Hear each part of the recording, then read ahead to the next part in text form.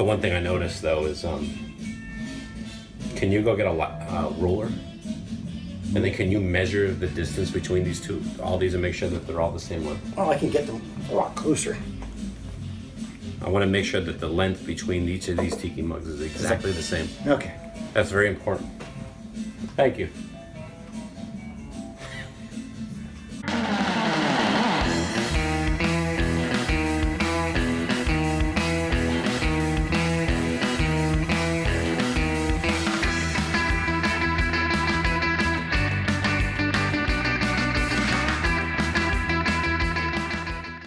Hi everyone, this is Ray.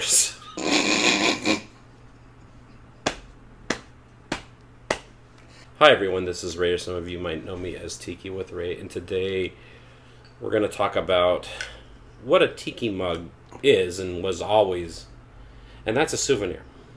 The idea is that you would go to a tiki bar or a tiki restaurant and you would take home a mug as a souvenir. Obviously, as time has gone on, tiki mugs have grown to become way more than that. I mean, essentially, they're like pieces of art now. Exactly. I mean, some mugs, I don't even know how you drink out of them, but, but they look great. But I'm going to start a new series here where I'm going to talk about tiki mugs from actual tiki restaurants and tiki bars.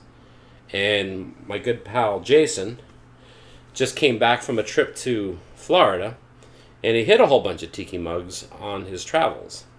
And what I want to do is start off with Jason's hometown. You're from Sarasota, Florida. Yeah, I was originally born and raised in Sarasota. Yeah, and how long did you live there for?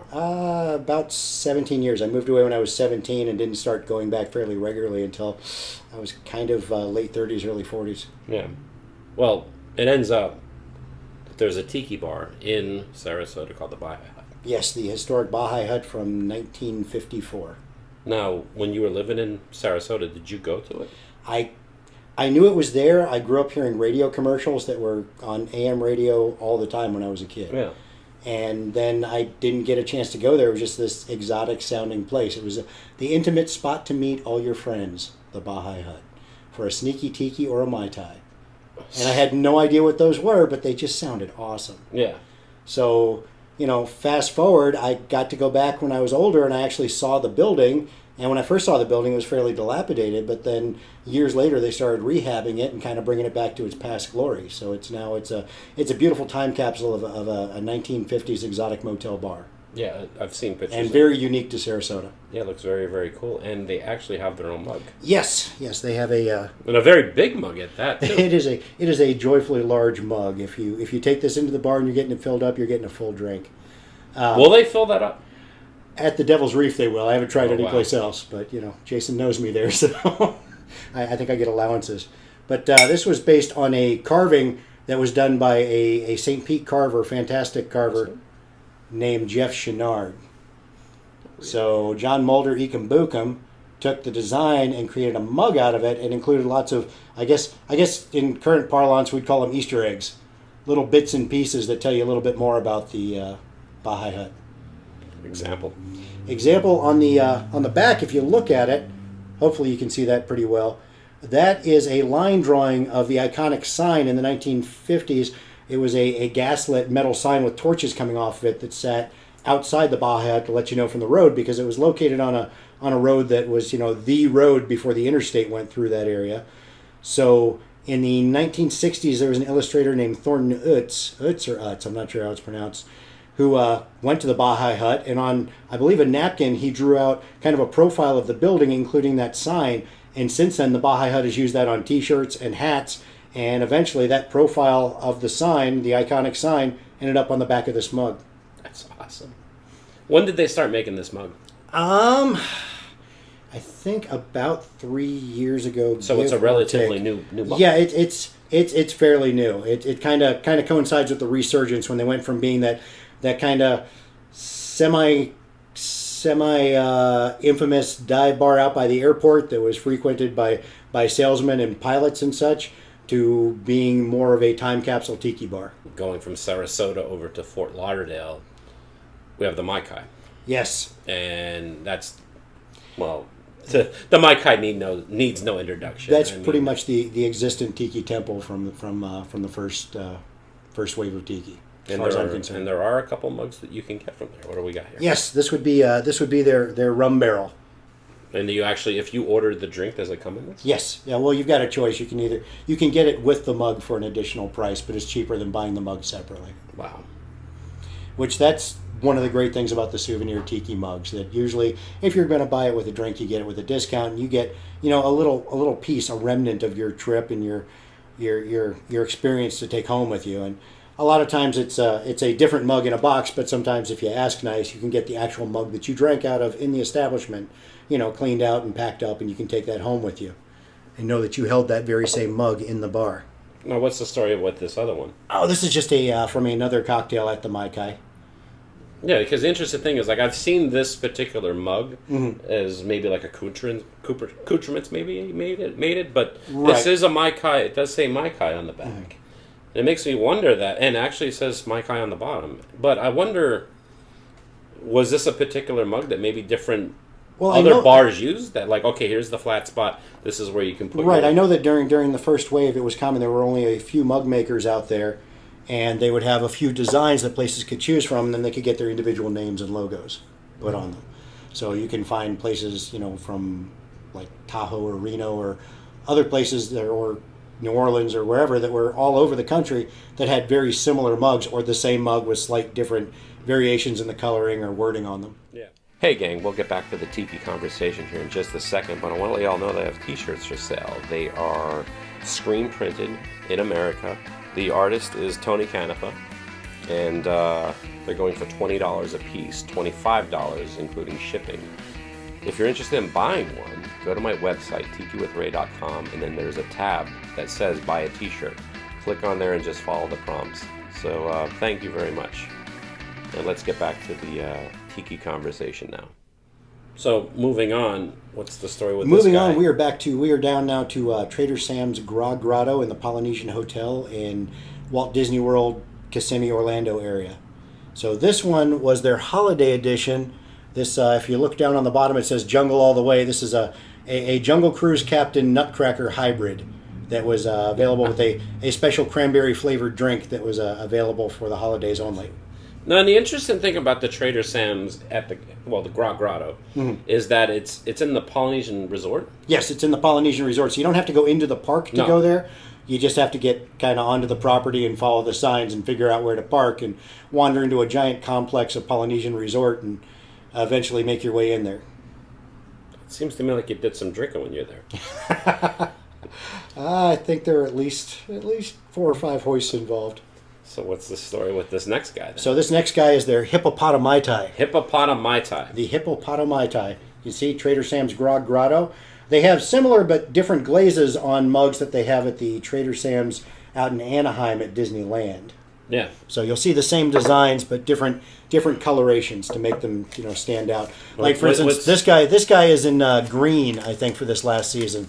If you bought him in Disneyland. Hold on, there's a message in here. Yes, that was my receipt that the cruise ship captains that are your bartenders and entertainers while you're inside of Trader Sam's. So this says, written on marker, "This man paid nothing. Do not let him leave. Stop him. Alert. Security." Yes, so they never stop entertaining you. So did you steal this even after you pay? No, I paid full price for it, but they like to mess with you and do fun stuff, which is why people go to Trader Sam's, because it's not just a bar. You're being entertained the whole time you're there. Oh yeah, Trader Sam's Grog Grotto is incredible. I love the place. And of course, they tell you little stories every time you buy it. Almost every time somebody gets a Hippopotami Tide, one of the bartenders or captains, they start asking around. Did you lock the pen? Did you leave the pen open for the hippopotamus? Oh, they're in the trees again. Well, they're crazy. So it's a good time. And also, if you're in Orlando, Florida, you need to make a stop to Aku Aku.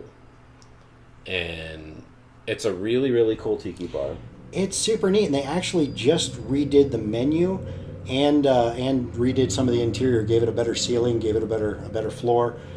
And what's interesting is that it didn't start out with just the Aku Aku. It started off with the Stardust Lounge, which is a big basement bar, which is kind of underneath it. Yeah. Well, the Stardust Lounge is from the Stardust Hotel Resort, which was a vintage place in Las Vegas, and the vintage Tiki Bar that was there was the Aku Aku. So once they'd already established the Stardust Lounge, they established their Aku Aku bar above it. And they actually have their own mug. Yes. And what can you tell us about that? That is a nice mug. Yeah, it's a fantastic mug. Their signature drink is on their secret menu, but everybody knows about it, so it's not such a secret. Which you've had it as well. Yeah, the Tiger Fucker. The Aku Aku Tiger Fucker. So this and is I'll officially. tell you what, if you go there, make sure you get that drink. It's so good. Ask for it by name. But excellent bartenders, good cocktail program, interesting room, and it's what seems like an unlikely location at first. If you're not looking for it, you might have a hard time seeing it because it's in a low-rise office and residential type building, right on the edge of a park, right on a lake, because that part of Florida is lakes everywhere. And this is a tiki format. Yes. No, that's the thing about Florida. I mean, it's like there's a lot of beach bars that are down there. Yeah, they have a thing in Florida where the Seminole Indians make a thatch hut called a chicky hut, and those get confused with tiki huts. Yeah. So in common parlance between the Parrot Head bars and the beach bars, anything with thatch and fruity drinks gets called a tiki bar. But there are authentic tiki bars. There are legitimate tiki bars. They're fantastic places to go. And on my trip through Florida, well, these are gathered through. I went to all of these places on my last trip, but these mugs have been gathered through 2 different trips, really. We've got other places now. The Secret Tiki Temple is recently opened. Yeah, and Suffering Bastard. Yeah, Suffering Bastard in Sanford, which unfortunately the timing on my trip, I couldn't go because of hours that they were open and other places I was trying to go. And what's the name of the place? For the future. What's the name of the place in Miami? Miami is Exotico. Yeah, that place looks amazing too. Exotic, but with an S. So it's got a Latin feel to it. So they're trying to get the Miami feel along with Tiki. And I mean, from what I've read and seen and what people have told me, the cocktail program's fantastic. The food's fantastic.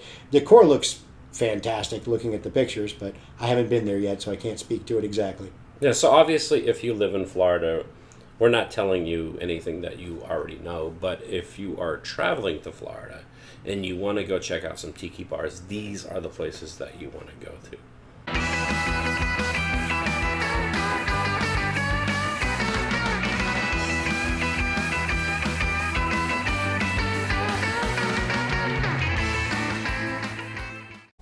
Hey gang, this is Tiki with Ray, and I just want to say thank you very much for checking out my video. I hope you enjoyed it. And if you want to see more episodes, click on the subscribe button. And if you liked the video, give it a like. That would mean a lot to me. And if you have any comments or suggestions, please leave a comment in the comment section below.